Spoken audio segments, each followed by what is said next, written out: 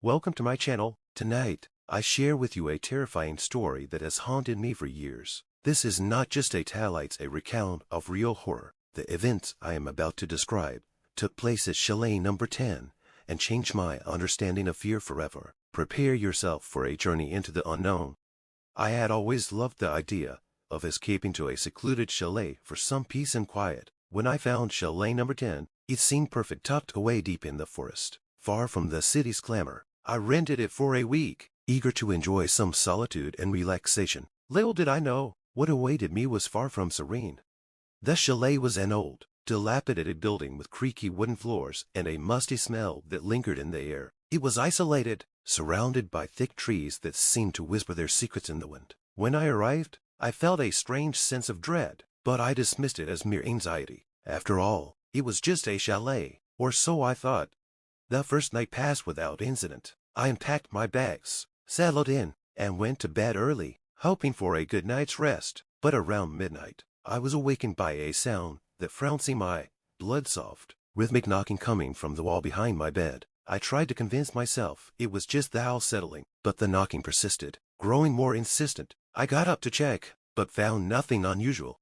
As the days went by, strange occurrences became more frequent. The temperature in the chalet fluctuated inexplicably, dropping suddenly to freezing levels without warning. Objects moved on their own, books falling off shelves, the bathroom faucet turning on by itself. I tried to dismiss these as coincidences, but a growing sense of unease gnawed at me. One evening, desperate for answers, I decided to explore the attic, hoping to find something that might explain the odd phenomena. The attic was dark and filled with old furniture and dusty boxes. As I rummaged through the clutter, I discovered a large, ornate mirror covered with a sheet. When I removed the sheet, I was startled by the reflection that seemed as if the mirror held an image beyond its surface, a dark presence that seemed to watch me with malevolent intent. That night, the knocking returned, but this time accompanied by whispers. I heard fragments of sentences, as if a conversation was taking place just out of my reach. I lay in bed, frozen in fear, listening to the growing cacophony of whispers and knocks. It was as though something was trying to communicate with me, but its intentions were far from friendly. Days turned into a haze of terror. I couldn't sleep, plagued by nightmares of shadowy figures and unseen presences. My attempts to leave the chalet were thwarted by an unseen force. I would pack my bags, only to find them mysteriously unpacked. When I returned to the chalet, it was as if something was keeping me trapped, ensnaring me in its web of fear. One night, in a desperate bid to understand what was happening, I returned to the attic. There, I uncovered old journals hidden beneath the floorboards. The journals belonged to a previous occupant who had experienced similar disturbances. The entries described an entity that tortured its victims, driving them slowly mad before claiming their souls. As I read the final entries, a horrifying realization dawned on me. The entity in Chalet Number 10 was not just a ghost or a haunting. It was something much deeper, primordial force that fed on fear and despair, growing stronger with each victim. The final entry ended abruptly, with a desperate plea. It knows you are here. You are not alone.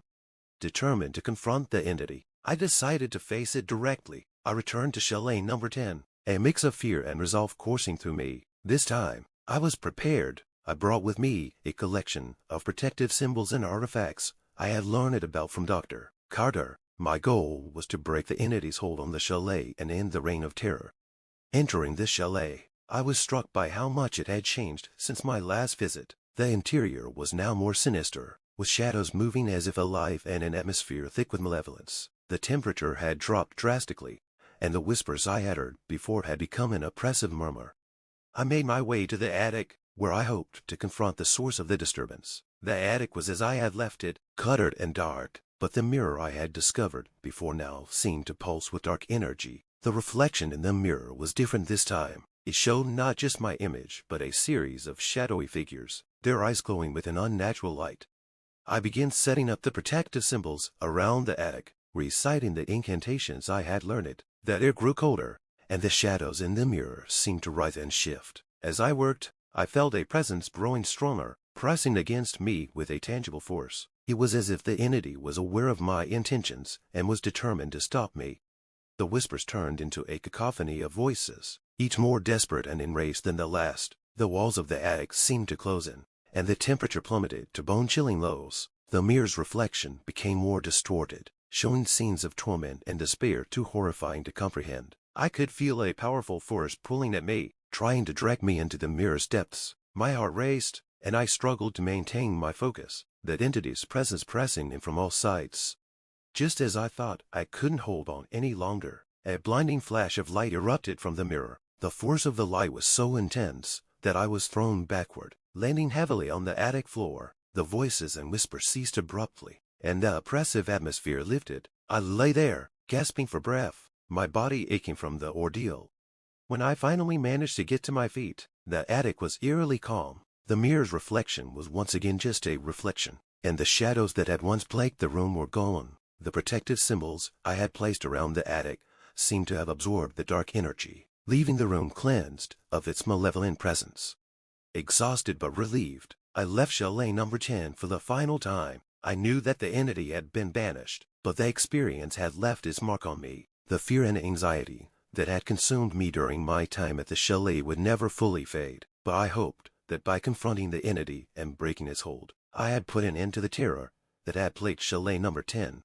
As I drove away, I glanced back one last time, seeing this chalet shrouded in a peaceful fog. The malevolent energy that had once emanated from it was gone, replaced by an eerie stillness. I knew that the experience would stay with me forever, a haunting reminder of the darkness that can lurk in the most unexpected places.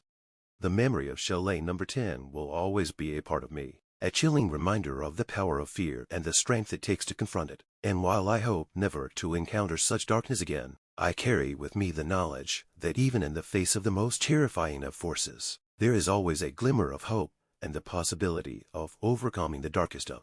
Thank you for joining me on this harrowing journey. If you found this story compelling, don't forget to like, share, and subscribe for more. Until next time, remember to stay safe and be mindful of the shadows that may lurk in the corners of our world.